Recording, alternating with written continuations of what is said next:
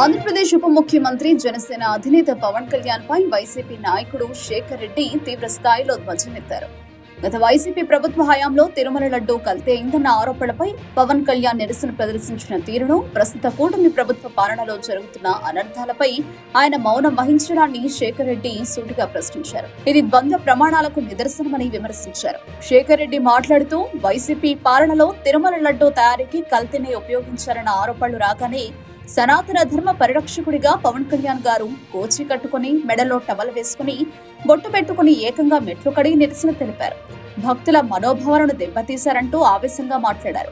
మరి అదే పవన్ కళ్యాణ్ గారు తెలుగుదేశం, జనసేన, బీజేపీ కూటమి అధికారంలోకి వచ్చాక ఎన్నో అనర్థాలు జరుగుతున్నా ఎందుకు నోరు మెదపడం లేదు అని ప్రశ్నించారు. ప్రస్తుత ప్రభుత్వ హయాంలో జరిగిన కొన్ని సంఘటనలను శేఖర్ రెడ్డి ప్రముఖంగా ప్రస్తావించారు.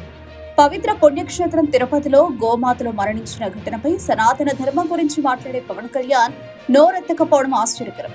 విశాఖపట్నంలో లక్షల కేజీల గోమాంసం అక్రమ రవాణా వ్యవహారం బయటపడినప్పుడు కూడా డిప్యూటీ సీఎం పవన్ కళ్యాణ్ మౌనం వహించారు.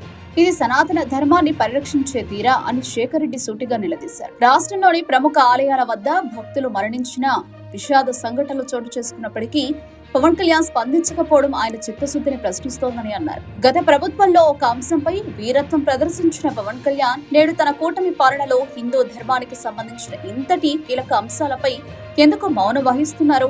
ఇది అవకాశవాదం కాదా? కేవలం రాజకీయ లబ్ధి కోసమే సనాతన ధర్మాన్ని వాడుకుంటున్నారా అని శేఖర్ రెడ్డి పవన్ ను సూటిగా ప్రశ్నించారు. తన పాత ఆవేశం, ఇప్పటి మౌనం పట్ల పవన్ కళ్యాణ్ ప్రజలకు, ముఖ్యంగా హిందూ భక్తులకు వివరణ ఇవ్వాలని శేఖర్ రెడ్డి డిమాండ్ చేశారు. 24 మధ్యలో కూడా క్వాలిటీ చెకప్ లో ఫెయిల్ అయినటువంటి ట్యాంకర్లు వెనక్కి పంపించడం జరుగుతుంది.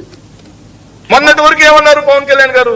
మెట్లు గడిగారు, సనాతన ట్రస్ట్ బోర్డు అన్నారు, అయోధ్య రామాలయంకి 1,00,000 లడ్డూలు జంతు కొవ్వు కలిసిందన్నారు. సార్, కొవ్వెక్కిన మాటలు ఇవన్నీ కూడా, హిందువుల మనోభావాలు దెబ్బతీసే మాటలు ఇవన్నీ కూడా. జంతు కొవ్వు కలిసిందని ఏ నిర్ధారణతో ముఖ్యమంత్రి గారు మాట్లాడారు? అదేవిధంగా డిప్యూటీ సీఎం పవన్ కళ్యాణ్ గారు మాట్లాడారు? ఏ నిర్ధారణతో నేషనల్ మీడియాకి ఇంటర్వ్యూలు ఇచ్చారు?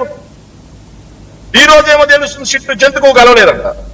మరి మీరు చెప్పిన మాటకి ఈ రోజు కదా ప్రాయశ్చిత్త దీక్ష చేయాలి, ఈ రోజు కదా మెట్లు కడగాలి. అప్పుడంటే అపసవ్య దిశలో కడిగారు, ఇప్పుడు సవ్య దిశలోనే కడగమనండి.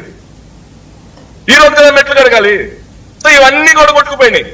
దేవాలయాల్లో వరుసగా వీళ్ళ యొక్క చేతగాని తనం, చేయలేని తనం, అసమర్థత, చిత్తశుద్ధి లోపంతో మరణాలు సంభవించినటువంటి పరిస్థితుల్లో పిసులాట్లో వీటన్నిటిని డైవర్ట్ చేశారు. మోంతా తుఫాన్ లో వీళ్ళ యొక్క అసమర్థత ఏదైతే ఉందో ప్రజలందరికీ బయటపడిపోయినటువంటి పరిస్థితి, దీన్ని డైవర్ట్ చేసేయాలి. ఇవి కాకుండా సార్, సనాతన ధర్మంలో అత్యంత పవిత్రమైనది గోవు, గోమాత. 1,80,000 కేజీల గోమాంసం విశాఖలో కోల్డ్ స్టోరేజ్, తెలుగుదేశం పార్టీకి చెందినటువంటి ఒక నాయకుడి యొక్క కోల్డ్ స్టోరేజ్ లో భద్రత. ఎవరు ఆ నాయకుడు? ఎవరు ఆ నాయకుడి పేరు చెప్పండి.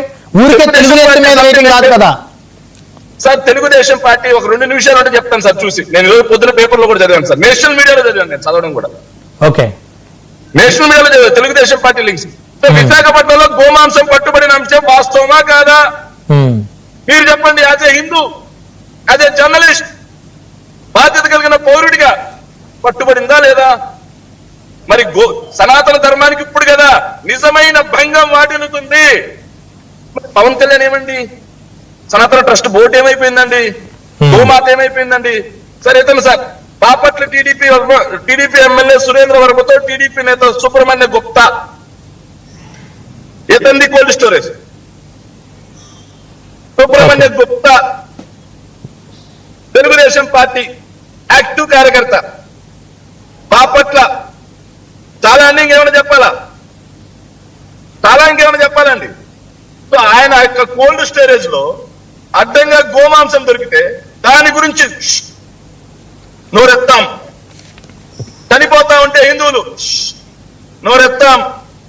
కానీ వైఎస్ఆర్ కాంగ్రెస్ పార్టీ మీద బురదలడం కోసం ఎలాంటి ఆధారం లేకుండా గోచి కట్టుకుని, లాల్చీ వేసుకుని, బొట్టిత పెట్టుకొని, హిందూ మతం లాగా గ్రంథం పట్టుకొని మనం నోరెత్తుతాం, మనం సనాతన దీక్షలు పొందుతాం. దాన్ని చూసి జనసేనలో చాలా మంది వెంకటేశ్వర స్వామి దీక్షలు పొందుతారు సార్. వాళ్ళు కూడా టీటీడీలో గోవులు చనిపోతే నోరెత్తరు, 1,80,000 కేజీల గోమాంసం దొరికినా నోరెత్తరు. హిందువులు చనిపోతా ఉన్నా నోరెత్తరు. వైఎస్ఆర్ కాంగ్రెస్ పార్టీ మీద బురద చల్లడం కోసం మాత్రం నోరెత్తుతారు. ఎవరు సార్ ఆ కథనం రాసింది? ఏదో నేషనల్ మీడియాలో కథనం రాశారు అని చెప్పేసి దాన్ని సర్క్యులేట్ చేసుకుంటా ఉన్నారు. ఎవరు ఆ కథనం రాసింది? తెలుగుదేశం పార్టీ, జనసేన పార్టీలకి అత్యంత సన్నిహితంగా ఉండే జర్నలిస్ట్ ముసుగులో ఉన్నటువంటి జర్నలిజం ముసుగులో ఉన్నటువంటి డబ్బులకు ఆశపడే ఒక మనిషి తెలుగుదేశం పార్టీ, చంద్రబాబు నాయుడు గారు, అదేవిధంగా పవన్ కళ్యాణ్ గారికి అత్యంత సన్నిహితంగా ఉండే వ్యక్తి. ఎవరు పేరు చెప్పండి. నిరాధారణమైన ఆరోపణలు చేయొద్దండి జర్నలిస్టుల మీద. మీరు సార్ బ్రహ్మనాయుడు గారు నిరాధారమైన ఆరోపణ అని మీరు నిరూపిస్తే గొంతు కోసుకుంటా. నేను నిరాధారం నేను చూపిస్తా. 5 నిమిషాలు టైం ఇస్తే ఫోటో వస్తా సార్, చూపిస్తాను నేను. ఇక్కడ ఎక్కడ శేఖర్ రెడ్డి అనేవాడు అబద్ధాలు మాట్లాడు, నిరాధారంగా ఆరోపణలు ఆరోపించడు.